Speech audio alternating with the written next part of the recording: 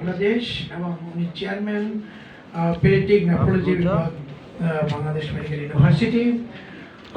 ওনার কাছে জানতে চাবো যে অ্যাকচুয়ালি পরিবেশের সাথে বাচ্চাদের যে কিডনি রোগ এর কি সম্পর্কটা কি এবং সেটা কিভাবে প্রতিরোধ করা যায় সে ব্যাপারে উনি একটু সংক্ষেপে বলবেন।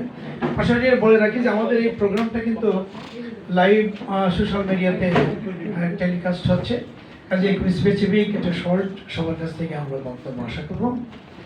Thank you. ধন্যবাদ প্রেসিডেন্ট ক্যাম্পস আমাকে ইনভাইট করার জন্য। সম্মানিত উপস্থিত সুধী মণ্ডলী, এখানে উপস্থিত আমার স্যার আছেন, প্রফেসর হারুন স্যার, আসসালামু আলাইকুম। তো এবারের ওয়ার্ল্ড কিডনি ডের প্রতিপাদ্য সামাদ স্যার যেটা বললেন সেটাকে আমি একটু যদি মডিফাই করি, সবার জন্য সুস্থ কিডনি, শিশুর যত্নে বাঁচাও ধরনের। তো এবারে আমি বলবো যে শিশুর যত্ন কেন দরকার, শিশুর কিডনিটা কেন জরুরি। তো আমাদের এখানে পরিবেশবিদ যিনি আছেন উনি নিশ্চয়ই জানেন যে এয়ার কোয়ালিটি ইন্ডেক্স ঢাকার কত, 2026-এ সেটা ছিল 286 এবং এটা অনেক সময় আপার মোস্ট অথবা আপার 10-এর ভিতরেই থাকছে। এখন এই এয়ার কোয়ালিটি ইন্ডেক্সের সাথে আমার বাচ্চার কিডনির কি সম্পর্ক? বাচ্চার কিডনি না, এটা হলো গর্ভবতী মা থেকে শুরু হয়। একটা গর্ভবতী মা যখন এই ধরনের মানে এয়ার সে শ্বাসের সাথে নেয়, সেটা সঙ্গে সঙ্গে বাচ্চার শরীরে চলে যায় এবং বাচ্চার ব্লাডেও সেই ধরনের কার্বন ডাইঅক্সাইড, সীসা বলেন, আর্সেনিক বলেন, সেগুলি চলে যাচ্ছে এবং এগুলি বাচ্চার লিভার এবং কিডনি দুটোকে খুব মারাত্মকভাবে ক্ষতিগ্রস্ত করে থাকে। আর যেটা বলছিলাম যে বাচ্চার হওয়ার পরে বাচ্চা তো মায়ের দুধ খাবে, সেই দুধেও কিন্তু সেই পরিমাণ আপনার সীসা, আর্সেনিক, ক্যাডমিয়াম এগুলো চলে আসতেছে। তো এই জিনিসগুলো বাচ্চার যেমন লিভারকে ক্ষতিগ্রস্ত করে, কিডনিকেও ক্ষতিগ্রস্ত করে।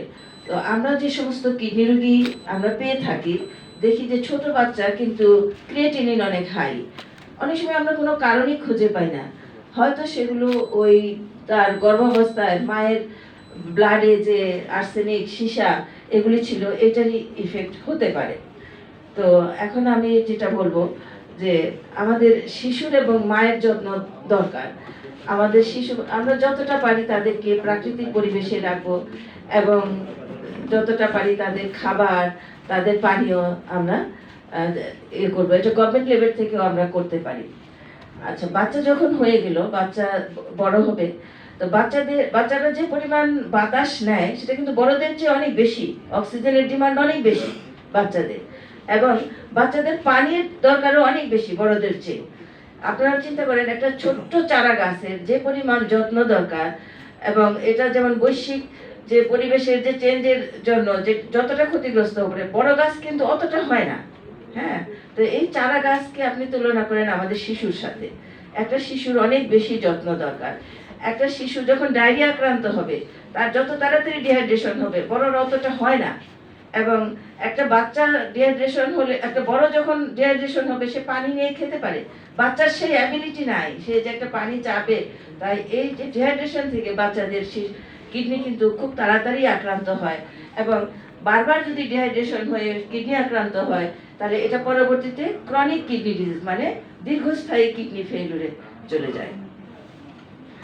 ইউনিসেফের 2024-এর যে ডেটাটা আমি পেয়েছি সেখানে দেখা গেছে 2021-এ এয়ার পলিউশনে চাইল্ড হেলথ ডিটোরিয়েশন হচ্ছে 2,35,000, এবং এগুলো হলো যেগুলি সবচেয়ে ভালনারেবল কান্ট্রি, তার মধ্যে বাংলাদেশ একটি। এখন আমি বোধহয় বেশি সময় নেব না, আরেকটা ইস্যু আমি শুধু অ্যাড্রেস করতেছি। আমাদের বাচ্চা কি খাচ্ছে, আমরা কি খাওয়াচ্ছি বাচ্চাদের, আমরা ছোটবেলায় কি খেয়েছি, এখন আমাদের বাচ্চারা যেগুলো খাচ্ছে সেগুলো বিষাক্ত, এগুলি কোনো কন্ট্রোল নাই। এগুলিতে আছে আপনার ট্রান্স ফ্যাট যেটা কার্সিনোজেনিক, এগুলিতে আছে আপনার অনেক ধরনের বাজে বাজে লবণ, যেগুলি উচ্চ রক্তচাপ ছাড়াও কিডনিতে দিয়ে এগুলি বের করতে হবে, কিডনির উপর অনেকটা ধকল যায়, এগুলিতে অনেক ধরনের কেমিক্যালস আছে। তো আমাদের দেখতে হবে, আমি ফুড অ্যান্ড অ্যাডমিনিস্ট্রেশন আমাদের সরকারের পক্ষ থেকে বলতেছি যে এটা খুব স্ট্রিক্টলি কন্ট্রোল করতে হবে যে আমাদের বাচ্চারা কি খাচ্ছে। আরেকটা জিনিস আমি অ্যাড্রেস করতে চাই, যেটা হলো আমাদের ইদানিং আপনারা খেয়াল করবেন যে স্ক্যাবিস অনেক বেশি পরিমাণ বেড়ে গেছে, এবং এই স্ক্যাবিস মানে ট্রিটমেন্টেও সারছে না।